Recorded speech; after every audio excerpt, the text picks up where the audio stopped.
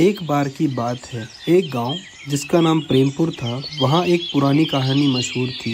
एक जादुई गुफा की राज। गांव के लोग कहते थे उस गुफा में एक श्रापित खजाना छुपा है, जिसको पाने वाले को कभी सुख नहीं मिलता। बहुत लोगों ने कोशिश की, लेकिन कोई वापस नहीं आया। अमन एक 25 साल का युवा जो अपने सपनों के पीछे भागा करता था, इस गांव में रहता था। उसने बचपन से ही इस गुफा के बारे में कहानियां सुनी थी और उसकी सोच कभी उस मन से गई ही नहीं। एक दिन जब उसके पिता बीमार हो गए, घर का हाल बुरा हो गया, फैसला किया कि अब वह खजाना ढूंढकर अपने परिवार की जिंदगी बदलेगा। मैं ये रिस्क लेने के लिए तैयार हूँ। मुझे पता है अगर मैं इस गुफा के राज को खोल दिया तो शायद हमारी किस्मत बदल जाएगी।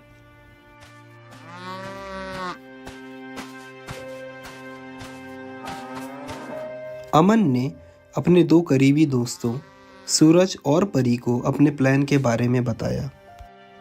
तू पागल हो गया क्या अमन? लोग कहते हैं वो गुफा श्रापित है। जितने भी लोग उस गुफा में गए हैं कभी वापस नहीं आए हैं। मैं सूरज से सहमत हूँ, लेकिन अगर तू जाने की सोच रहा है तो मैं तेरे साथ हूँ। हम बचपन से साथ हैं और इस बार भी साथ चलेंगे। मैं ये खजाना ढूंढना चाहता हूँ, पर अकेले नहीं। तुम दोनों मेरे साथ चलोगे तो हम सबको कुछ ना कुछ ज़रूर मिलेगा। कुछ सोचने के बाद सूरज भी तैयार हो गया। तीनों ने तय किया कि वह अगले दिन सुबह को निकलेंगे। जंगल के बीच चलते हुए वह तीनों अपने मन में डर और उत्सुकता लेकर रास्ते पर बढ़ते गए। किताबों और पुरानी कहानियों से उन्हें गुफा का रास्ता पता था, लेकिन आखिर जगह का पता लगाना कठिन था। ये रास्ता कहाँ खत्म होगा? हवा भी अजीब लग रही है यहाँ। शायद हमें किसी भूत का स्वागत करने की तैयारी कर लेनी चाहिए। शोर मत मचाओ, हम बस कुछ ही दूर हैं। मुझे लगता है वो रास्ता उधर ही है। जंगल के गहराई में जाके उन्हें एक पुरानी पहाड़ी मिली, जिसके नीचे एक बड़ा पत्थर का दरवाजा था। दरवाजा पुराना और भारी था, जैसे कई सालों से किसी ने उसे हाथ भी नहीं लगाया हो। यही है वो जगह। अंदर कदम रखते ही एक अजीब ठंडक ने तीनों को घेर लिया। मशाल की रोशनी में उन्होंने देखा कि गुफा के अंदर बड़े बड़े पत्थर के स्तंभ थे और दीवारों पर पुरानी लिपि लिखी थी, जो शायद किसी पुराने सम्राट के गुप्त खजाने का जिक्र करती थी। ये जगह मुझे कुछ ठीक नहीं लग रही। हम यहाँ से लौट चलते हैं। डर मत सूरज, अभी तो हमने शुरुआत ही की है। हमें बस अपना ध्यान रखना होगा। चलो आगे चलते हैं।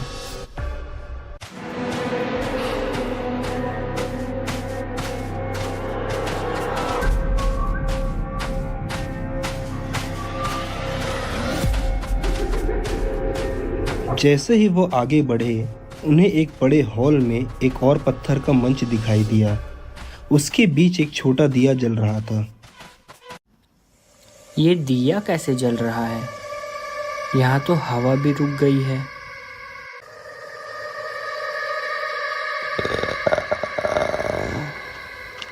तुम यहाँ क्या ढूंढ रहे हो? तीनों ने एक दूसरे को देखा। उनके चेहरे पे डर साफ दिखाई दे रहा था। किसने कहा ये? तभी दिया के पास एक पुरानी मूर्ति जैसी रूप लेकर एक रूह प्रकट हुई। उसने पहली बार आंखें खोली और उन तीनों की तरफ देखा। जो भी यहाँ आता है उसका उद्देश्य सिर्फ एक होता है, खजाना। लेकिन ये खजाना कोई ऐसे ही नहीं ले जा सकता। तुम्हें 3 कठिन परीक्षाओं का सामना करना होगा। हम तैयार हैं, हमें परीक्षा दो। रूह ने अपने हाथ उठाए और पहली परीक्षा शुरू हो गई। तुम्हें अपनी हिम्मत का प्रदर्शन करना होगा। तुम्हें इस गुप्त रास्ते पर बिना गिरे निकलना होगा। एक पतला रास्ता सामने खुल गया, जिसके दोनों तरफ गहरा खड्डा था। अमन ने पहला कदम रखा, उसके पीछे सूरज और परी भी। हवा तेज हो गई और रास्ते पर चलना मुश्किल हो रहा था। ये मुझसे नहीं होगा अमन। तुम कर सकते हो, हिम्मत रखो। कुछ ही वक्त में तीनों उस पतले रास्ते को पार कर गए।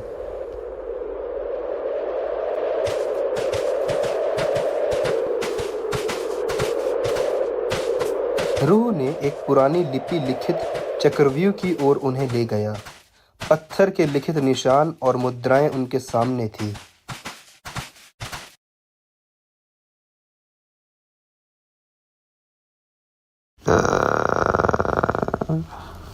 यह तुम्हारी बुद्धिमत्ता का इम्तिहान है। तुम्हें इस चक्रव्यूह का राज समझना होगा। अमन और परी ने ध्यान से हर निशान को देखा। अमन को याद आया कि पुरानी किताबों में एक निशान के बारे में कुछ लिखा था। उसने वो निशान चुना और चक्रव्यूह खुल गया। तुमने ये कठिनाई भी पार कर ली। तुम्हारी आखिरी परीक्षा तुम्हारे मन की सच्चाई होगी। रूह ने उन्हें एक आईने के सामने खड़ा किया, जिसमें सिर्फ उनका चेहरा नहीं दिखाई दे रहा था, बल्कि उनका अंतर्वाद भी सामने आ रहा था। अब तुम्हें अपने सच से सामना करना होगा। तुम्हारे मन के सच्चापन को ये आईना दिखाएगा। झूठ बोलने पर तुम कभी यहाँ से नहीं निकल पाओगे। अमन, सूरज और परी ने अपनी जिंदगी के सबसे गहरे राज को आईने के सामने रखना था। सबसे पहले अमन ने सच बोलना शुरू किया। मैं ये खजाना अपने पिता के इलाज के लिए छुपाने आया हूँ। मैं पैसे के लिए लालची था।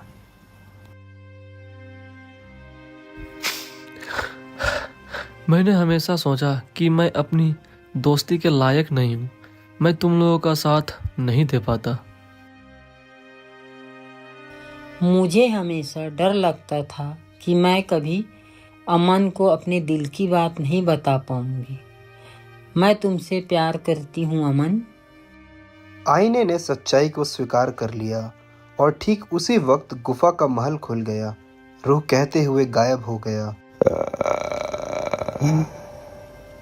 जो सच्चाई को अपनाता है वही इस गुफा के राज का हकदार होता है। तुमने अपनी जिंदगी का सबसे गहरा राज को अपनाया, इसलिए तुम्हें यहाँ से निकलने का और खजाना पाने का हक है।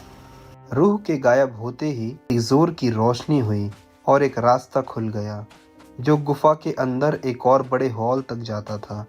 हॉल के बीच एक बड़ा संदूक पड़ा था, जो सोना, रत्न और कीमती चीजों से भरा हुआ था।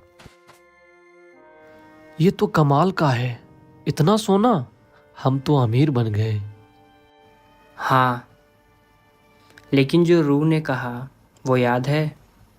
ये खजाना सब कुछ नहीं, हमें अपने सच का सामना करना पड़ा और इस राज को समझना होगा। मैं सोच रही हूँ, क्या ये खजाना वैसा ही है जैसा हम सोच रहे थे, या इसमें कुछ और राज छुपा है? ये एक आखिरी इम्तिहान भी हो सकता है। रूह ने कहा था कि जो सच्चाई को स्वीकार करता है वही इस खजाने का हकदार होता है। मतलब अगर हम इस पैसे का गलत इस्तेमाल करते हैं तो हम भी उस श्राप के शिकार हो सकते हैं जिसके बारे में गांव के लोग कहते हैं। तुम सच कहते हो। शायद इस सोने का असली मूल्य सिर्फ तब है जब हम इसे अपनी जिंदगी और दूसरों की जिंदगी बेहतर बनाने के लिए इस्तेमाल करें। वह तीनों खजाना लेकर वापस गांव लौट गए।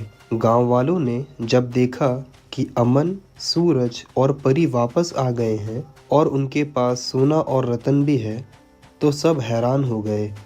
गांव के प्रधान ने उन्हें देखा और पूछा, ये तुम्हारे पास इतना सोना कहाँ से आया? क्या तुम गुफा के अंदर गए थे? हाँ, हम गुफा के अंदर गए थे, लेकिन हमें एक बात समझ आई। ये सोना तब तक कुछ नहीं है जब तक हम इसे सच्चाई और ईमानदारी से इस्तेमाल ना करें। हमने जो सच्चाई सीखी वो इस सोने से कहीं ज़्यादा कीमती है। बिल्कुल सही कहा। सच्चाई और ईमानदारी के साथ किया गया हर काम सफलता देता है। तुमने गुफा के श्राप को समझ लिया, इसीलिए तुम उस पे जीत पाए। अमन, सूरज और परी ने मिलकर गांव के लोगों की मदद करने का फैसला किया। उन्होंने अपना खजाना दूसरे की जिंदगी बेहतर बनाने के लिए लगाया। परी ने गांव में एक स्कूल खोला जिसमें गांव के बच्चे पढ़ सकें। सूरज ने एक अस्पताल बनवाया जिसमें गरीब लोगों का इलाज हो सके। अमन ने अपने पिता का इलाज करवाया और उन्होंने गांव के खेत और पानी की सुविधाओं को सुधारा।